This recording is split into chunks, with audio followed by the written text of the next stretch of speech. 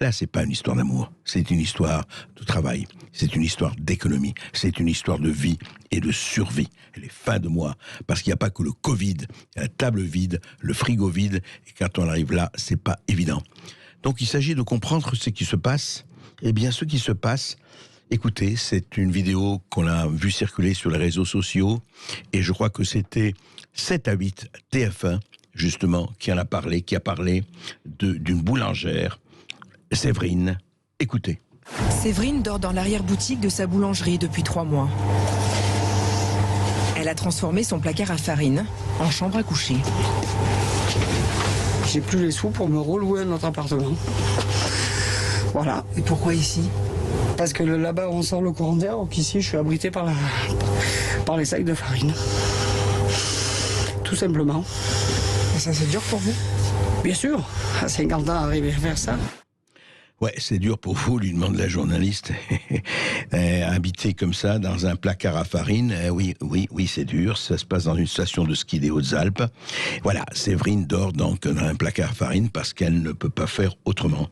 Et puis, il y a beaucoup de gens, des milliers de gens, effectivement, et qui ont choisi, pour des raisons effectivement financières, pour des raisons économiques, eh bien, de dormir soit dans leur salon, soit dans leur bureau, soit certains aussi dans leur voiture. Ça existe, ou ailleurs. Et notamment, Virginia Bénis. Bonjour Virginia. Bonjour André Berkoff. Bonjour madame. Vous êtes coiffeuse à Nice. Eh bien là, vous dormez dans votre salon de coiffure. Vous êtes coiffeuse barbière. Dites-moi, wax and cut, c'est la cire et c'est ça, et la coiffure. Votre salon s'appelle. Et la coupe, voilà, wax and cut. Tout à fait. D'accord. Et dites-moi, pourquoi? Ma question est pourquoi dormez-vous dans votre salon ?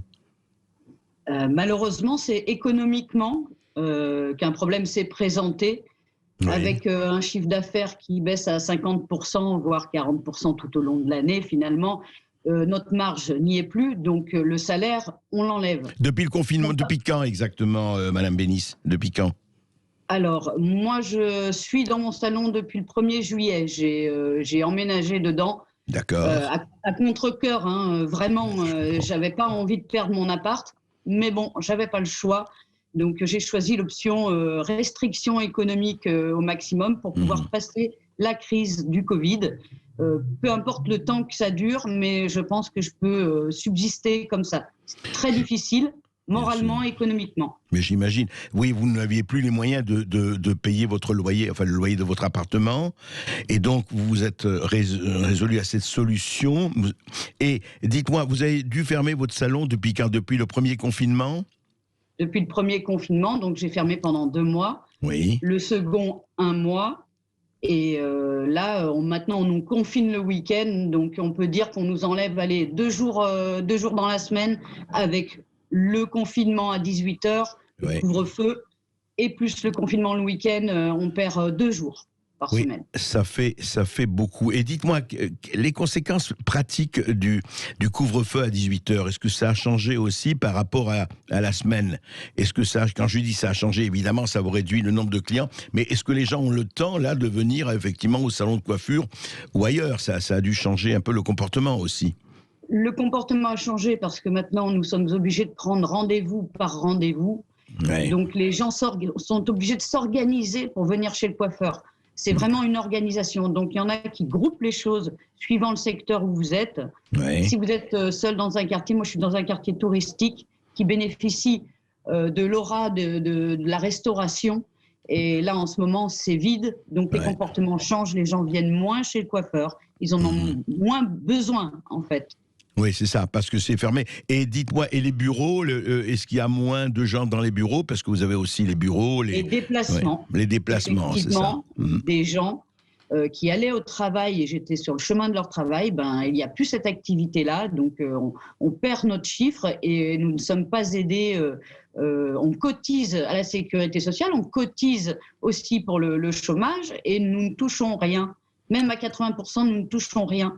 On devrait être en fait, comme sont les employés, on devrait être en chômage partiel. Oui, et vous ne cochez pas la case du chômage partiel vous-même parce que vous êtes indépendant, c'est ça? Je suis indépendante. Oui. Donc, en tant qu'indépendante, c'est sur mes fonds personnels que je vis à l'heure actuelle. Donc, vous n'avez rien reçu jusqu'à présent depuis le confinement? Rien? Si, nous avons eu des aides à hauteur de 1 500 € pendant les 2 premiers mois, 1 500 € par mois. D'accord. Donc, je peux vous dire que ce n'était pas suffisant pour faire face à cette catastrophe.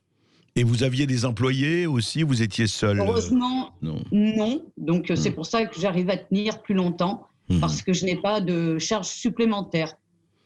Mais alors justement, Virginia Bénis, est-ce que vous comprenez, vous, parce que là, vous êtes citoyenne comme moi, comme tous, est-ce que vous comprenez ce confinement le week-end, par exemple, pour Nice? Ça nous a tous étonnés, alors on a donné les chiffres, etc. Vous l'avez ressenti comment? Vous le comprenez ou pas vraiment? Ça n'empêche pas les gens de se déplacer. Ouais. Soit on fait un confinement total, mais ce confinement par petits bouts, ça nous étrangle, nous, commerçants, artisans, indépendants. Ouais. C'est ça. En fait, ça n'apporte rien et vous, ça vous étrangle et on se dit pourquoi, mais vraiment pourquoi le week-end, pas la semaine? Alors on l'explique par des tas de raisons, mais franchement, c'est pas le grand air et la mer qui sont les plus porteuses de virus et porteurs de virus et on le sait ça.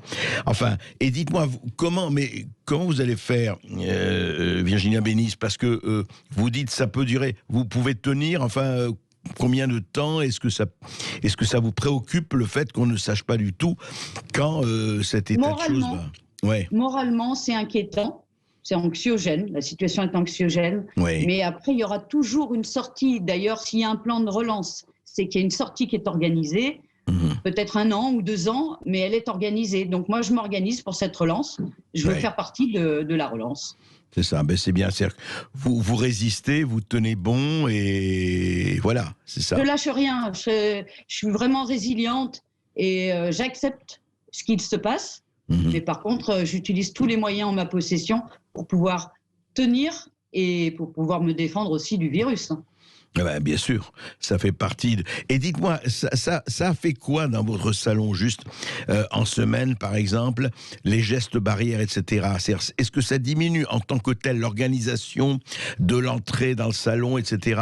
diminue quand même le nombre des clients ou pas vraiment?